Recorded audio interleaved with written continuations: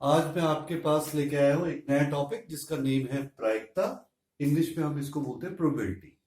और अब जरा देखिए प्रायिकता या प्रोबेबिलिटी। अब जैसे लेसन डिलीवर करूंगा, अब प्रश्न ये उठता है, क्या आपको ये चैप्टर समझ आएगा या नहीं आएगा। अब इसी चीज को आगे बढ़ाता हूं। जैसे मैंने कहा कि इस वीडियो के बाद क्या पता आपको चैप्टर समझ आए या ना आए, तो ये एक अपने आप में ही प्रोबेबिलिटी या प्रायिकता दर्शाता है। जैसे ये मेरे को आएगा समझ या नहीं आएगा। अब जैसे मैं मान लूं ये अब आप है जो आप मेरे को देख रहे हैं, ठीक है। ड्राइंग थोड़ी मेरी अजीब है, चलो ये मान लेते हैं ये है आप, और चैप्टर का नेम है प्रायिकता। अब आप सोचते हो पढ़ने वीडियो के बाद क्या ये आपको समझ आएगा। आपने कहा, कुछ बच्चे बोलेंगे हाँ हमको समझ आएगा, और ऐसे ही कुछ बच्चे हो सकते हैं जो बोल सकते हैं कि बोले मेरे को समझ नहीं आएगा। वो बोलते हैं मेरे को ये चैप्टर समझ नहीं आएगा, नहीं आएगा। ये अपने आप में इस प्रोबेबिलिटी या प्रायिकता को पूर्ण रूपता देता है। कैसे? अब मान ले, अब जैसे अब आप बैठे इस चैप्टर के हिसाब से और आपने कहा प्रायिकता इस वीडियो को देखने के बाद या तो समझ आएगी या नहीं आएगी। तो अब आपके पास दो परिणाम है। क्या परिणाम है? या तो समझ आएगा या समझ नहीं आएगा। तो इसको हम बोलते हैं ये है आपके कुल परिणाम। कुल परिणाम। तो आपके पास कुल परिणाम कितने बने? दो। अब इस वीडियो के बाद अब आप अपने आप को विश्लेषण करना कि आपको समझ आया नहीं आया। यदि आपको समझ आ गया तो इसका मतलब आपका पहला वाला टिक और दूसरा वाला गलत, यानी आपको समझ आ गया। तो अब मैं क्या लिखूंगा? पी। पी का मतलब क्या है? प्रायिकता। इंग्लिश में आपको बोला प्रोबेबिलिटी। और मैं किसके बारे में बात कर रहा हूं कि समझ आएगा, यानी ये है मेरा इवेंट इंग्लिश में, और हिंदी में मैं क्या बोलूंगा? घटना। घटना क्या है कि आपको प्रायिकता समझ आ गई।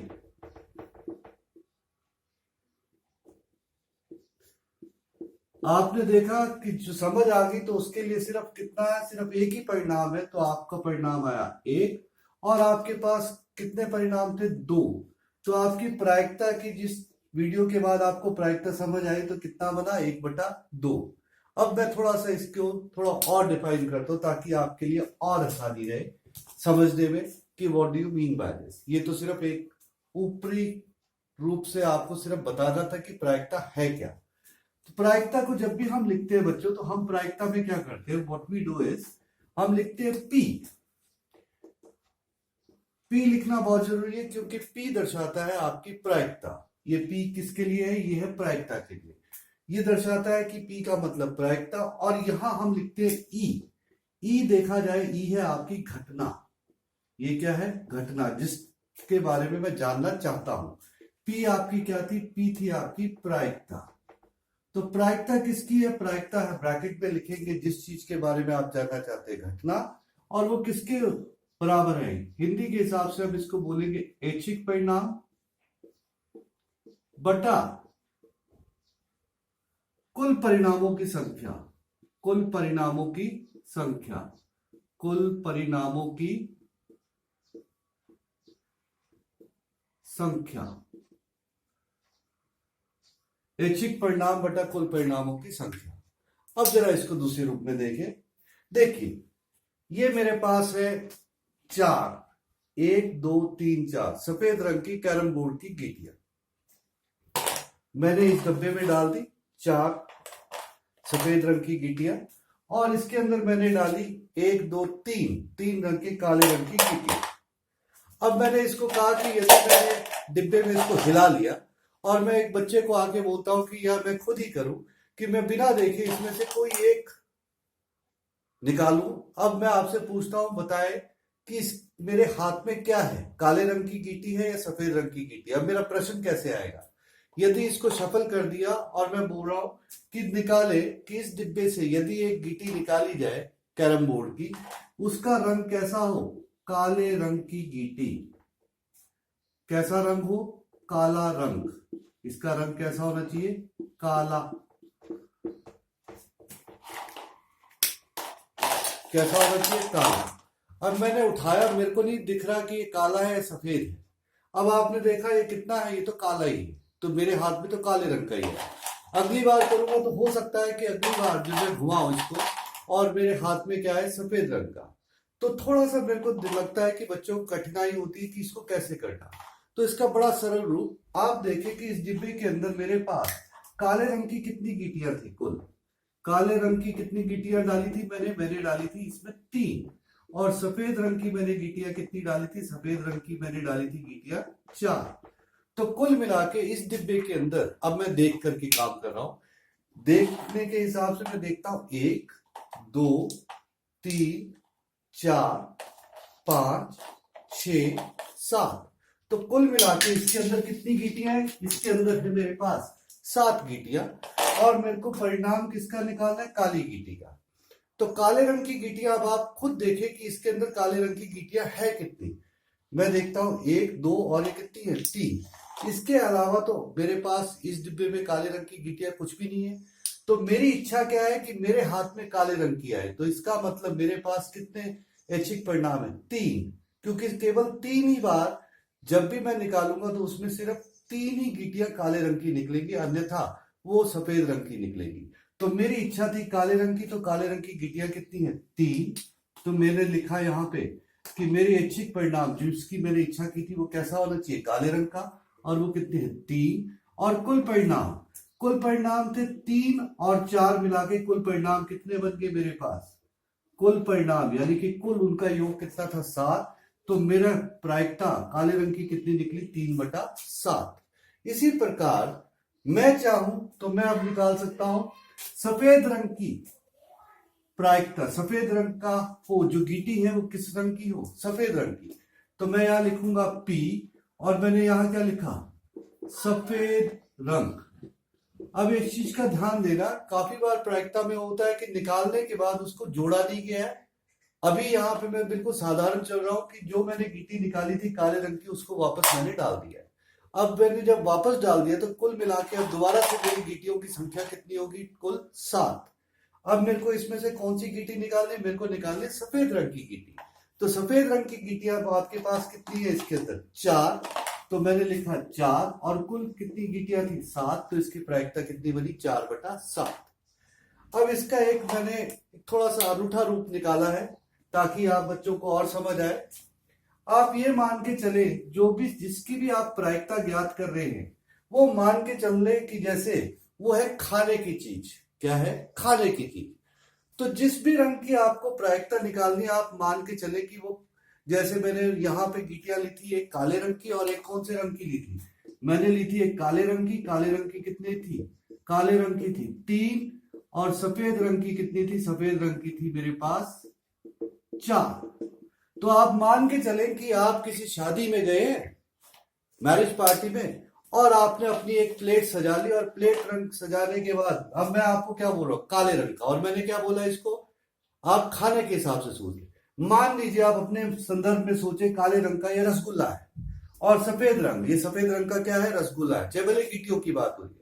अब आप शर्म लिहाज छोड़ दे, आप सिर्फ क्या करें कि अपनी प्लेट में जितने भी काले रंग के, क्योंकि आपका दिल क्या कर रहा है, आपकी इच्छा क्या है, काले रंग का खाना, तो आप ये सोच के चले कि जो भी काले रंग का होगा मैंने सारे के सारे अपनी प्लेट में रख लेने। अब आप जाते हो तो पंडाल में काले रंग के कितने, केवल 3, सफेद रंग के केवल कितने, 4। तो कुल मिला के कितने हैं खाने की चीजें, कुल मिला के 7 रंग की चीजें हैं, 3 काले रंग की और 4 सफेद रंग की। तो कुल मिला के कितने हैं, 7। और आपकी इच्छा क्या है कि काले रंग, सोच लीजिए वो रसगुल्ला है, काले रंग का रसगुल्ला या गुलाब जामुन, काले रंग का गुलाब जामुन खाना है। तो आप अपनी प्लेट में क्या लिखेंगे, काला रंग। और काले रंग के बेशरम भी छोड़ दीजिए, आप तीनों के तीनों उठा करके अपनी प्लेट में रख ले।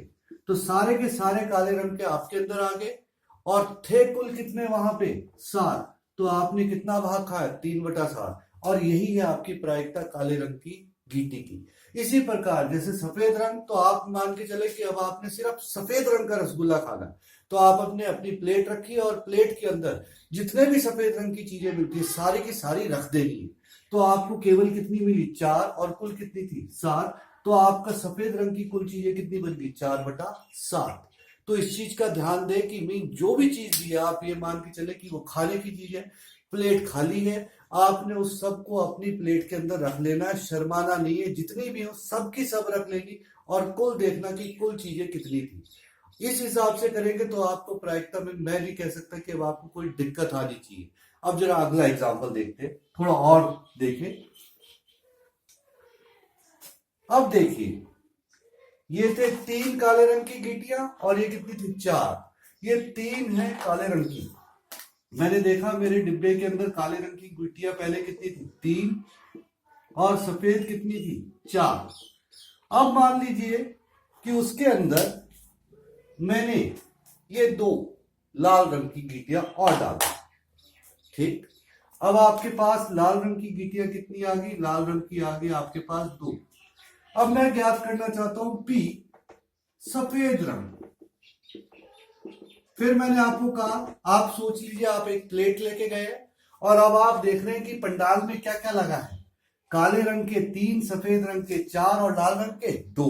तो कुल मिलाकर के कितनी चीजें आइटम लगी हुई है तो 3 आइटम, लेकिन कुल उनका जोड़ कितना है 4 3 7 और 2 9। अब आपने अपनी प्लेट में 9 चीजों में से कितनी चीजें लेनी है, सिर्फ वही चीज लेनी है जिसका रंग कैसा है सफेद। मैं गीटियों की बात कर रहा हूं, लेकिन आप अपने मन में क्या, दिमाग में क्या सोच रहे हैं कि ये खाने की वस्तु है और मैंने खाने की वस्तु को अपनी प्लेट में रख देना है। जिस किसका भी रंग सफेद हो वो सारी की सारी चीजें मेरी प्लेट में होनी चाहिए, किसी से शर्म नहीं करनी, सब कुछ आपके प्लेट में। तो प्लेट में आप कुल मिला के कितनी डालेंगे 4, क्योंकि ये काले रंग का ये आपकी पसंद नहीं है, लाल रंग का ये भी आपको पसंद नहीं है। तो आपने लिखा 4 और कुल मिला के कितना था 9। तो आपकी प्रायिकता सफेद रंग की कितनी है 4/9। इसी प्रकार प्रायिकता आपकी काले रंग की कितनी आई, काले रंग की आ जाएगी आपके 3/9। 3 एकम 3, 3 3 9, तो इसकी एक प्रायिकता कितनी बन गई 1/3। इसी प्रकार पी लाल कितनी बन जाएगी, लाल बन जाएगी 2/9, तो प्रायिकता कितनी बन गई 2/9। अब मैं थोड़े से उदाहरण लेता हूं जो आपकी आम जिंदगी के साथ है। ठीक है, अब जरा मैं बदल लेता हूं इसको। ये देखिए 3 हरे, ये है 2 पीले, ये 2 नीले और 2 नारंगी। ठीक, ये मैंने डाल लिए। तो अब मैंने देखा मैंने इसके अंदर क्या क्या डाला, मैंने कलर्ड बॉल्स डाल दी है इसके अंदर। आपने देखा पीले रंग की कितनी है, पीले रंग की है आपके पास 2, नीले रंग की है आपके पास 2, फिर है आपके पास नारंगी 2, पीली, नीली और अब आपके पास क्या बच गई हरी, हरे रंग की। हरे रंग की कितनी है, इसमें है 3। अब मैं आपसे ज्ञात करना चाहता हूं कि ये सारी की सारी गेंदें किसके अंदर डली है, एक थैले के अंदर। ये थैले के अंदर डल गई और मैंने हाथ डालना और मेरे को क्या चाहिए कि मेरे को जो भी निकालू इसके अंदर क्या है पीला रंग। तो अब आपने क्या लिखना, पी प्रायिकता, आपको कैसा रंग चाहिए पीला, कैसा रंग चाहिए पीला रंग, पीला रंग चाहिए। तो फिर वही बात की, आप अपनी प्लेट लगा करके बैठे हैं। अब आपने क्या देखना है कि जो भी पीले रंग की मिठाई है उसको या पीले रंग की जो भी वस्तु है आपने अपनी प्लेट में सजा देंगी बिना शर्म लिहाज के, और कुल देखना है कि कुल कितने थे। तो ये सारी की सारी गेंदे थी, तो कुल गेंदे कितनी निकली, ये सारी की सारी क्या है गेंदे, बॉल। कुल गेंदे कितनी थी 2 4 6 और 3 9, कुल 9 गेंदें थी। लेकिन आपको सिर्फ वही वाली गेंद उठानी जिसका रंग कैसा हो पीला। अब आपने देखा पीले रंग की है, मैं देख रहा हूं और मैं देख करके उठा रहा हूं, एक ये उठाऊंगा और एक ये उठाऊंगा। तो मैंने कितनी उठाई केवल 2। कितने में से, इन 2 को मिलाकर के कुल संख्या कितनी थी 9। तो मैंने 2 उठाई कितने में से 9 में से, तो मेरी प्रायिकता पीले रंग की कितनी आई 2/9। अब इस प्रश्न में थोड़ा सा अलग रूप आता है, क्योंकि जैसे हम 10th लेवल में चलते हैं 9th में जैसे, तो हम बोलते हैं पी और मैंने लिखा पीली ना हो, पीली ना हो। इसका अर्थ हुआ इंग्लिश में नॉट येलो, पीली ना हो। इसका अर्थ हुआ कि अब आपको जैसे घर में मम्मी बोलती है कि बेटा पीले रंग की वस्तु मत खाना, बाकी सब खा लेना। तो अब आपने शर्माना नहीं, आपने सिर्फ पीले रंग की वस्तु को छोड़ देना, बाकी सब अपनी प्लेट में रख देंगे। तो अब आप देखो, आप अपनी प्लेट में क्या रखोगे। मम्मी ने मना किया था पीले रंग की, क्योंकि यहाँ क्या लिखा, पीले रंग की ना हो, तो मम्मी ने कहा पीले रंग की नहीं चाहिए, तो पीले रंग की तो लेनी नहीं है। बाकी जितनी भी है सब की सब अपनी प्लेट में रख लेनी है। 2 इधर नीले रंग की, 2 नारंगी और 3 हरे रंग की। तो कुल मिला के कितनी बन गई 7, और थी कितनी कुल 9। तो आपकी प्रायिकता पीले रंग की ना हो कितना निकलेगा 7/9। काफी बार जब हम लिखते हैं जैसे पीले रंग की ना हो, तो उसका एक और तरीका हम लिखते हैं प्रायिकता में पी। हम यहां लिखते हैं पीला रंग, लिख दिया। ये प्रायिकता किसकी है, पीले रंग की। लेकिन यदि इसके ऊपर एक लाइन लगी हो ऐसे, ये लाइन, इसका अर्थ हुआ कि नीला पीले रंग का ना हो। ये लाइन डिनोट करता है ना हो, ना हो, नॉट येलो। इसका इंग्लिश में नॉट के लिए आता है पीला रंग, और ऊपर लाइन लगी है तो इसका अर्थ होगा पीला रंग ना हो। तो अब आपने पीला रंग नहीं लेना, तो पीले के अलावा आपने देखा कितना था, 2 4 2 4 और 3 7/9। तो आपने सीधे कर दिए 7/9। क्लियर। अब चलते हैं आगे।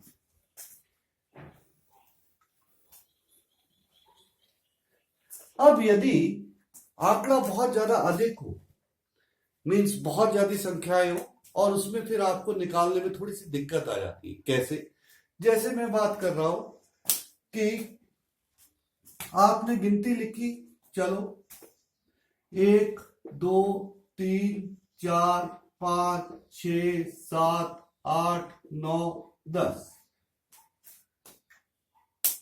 अब मैं बात कर रहा हूं जिसमें और अलग से, अब मैं बात करता हूं, ये संख्याएं ले ली मैंने, और मैंने निकालना है प्रायिकता किसकी। मेरे को प्रायिकता निकालनी है सम संख्या। सम संख्या, इंग्लिश में हम सम संख्या को क्या बोलते हैं, इवन नंबर। क्या बोलते हैं इसको, इवन नंबर। और सम संख्या वे संख्या होती है जो 2 से भाग होती है, यानी 2 के पहाड़े में आती है, which comes in table of 2। तो अब मैं देखता हूं सम संख्या है, तो अब मैं देखता हूं मेरे पास फिर वही प्लेट के हिसाब से आपने वो सारी संख्याएं रख लेनी जो सम थी। आप कौन कौन सी रखेंगे, 2 4 6 8 10। तो कुल मिला के आपने कितनी संख्याएं लिख ली, क्योंकि मैंने देखा है बच्चों को कंफ्यूजन हो जाती है कि सर 2 लिखे, 4 लिखे, 6 लिखे, 8 लिखे या 10 लिखे, क्योंकि वो जो है समझ नहीं पाते कि क्या है।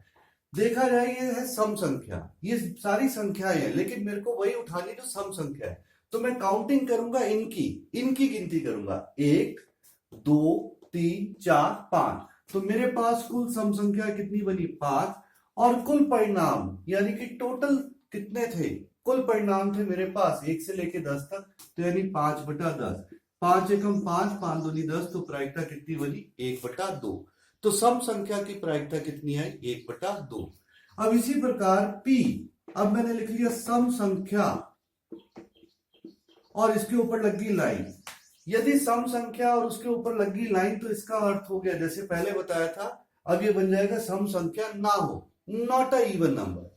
तो सम संख्या को छोड़ के बाकी सब संख्याएं, अब 1 से लेके 10 तक थे, अगर मैं सम संख्याओं को छोड़ दूं तो मेरे पास बच गया 1 3 5 7 9। तो कुल मिला के कितनी संख्या, 1 2 3 4 और 5, तो मेरे पास 5 बच गई। तो इसको मैं लिखता हूं, ये बन गया 5/10। तो फिर दोबारा से कितनी प्रायिकता आई 1/2। अब इसमें एक नई चीज जो समझने की बात है, अब आप देखिए मैंने यहाँ पे इस पूरे आंकड़े को 2 रूप में वर्गीकृत किया, एक किया सम संख्याओं में, और एक क्या किया जो सम संख्या नहीं थी, यानी कि वे कैसी संख्या थी, विषम संख्या, जो 2 के पहाड़े में नहीं आती है। तो जब मैं इस आंकड़े का मीन्स व्हेन आई डिस्ट्रीब्यूटेड, जब मैं इसको डिवाइड करूंगा, तो मेरे पास सम संख्याएं 5 बचेगी, और सम संख्या जो ना हो वो भी कितनी बचेगी 5। तो इसका एक और तरीका है करने का, आप देखिए जैसे मैंने लिखा था यहाँ सम संख्या 5/10, तो सम संख्या ना होने का निकालने का तरीका एक और था, 10 में से 5 को माइनस कर दो और बटा 10 कर दूं, तो फिर दोबारा से यही आ जाएगा। इसके बारे में मैं अगली वीडियो में बताऊंगा, लेकिन आई गेस यहां तक अब आपको समझ आ गया होगा कि हम प्रायिकता कैसे ज्ञात करते हैं। धन्यवाद।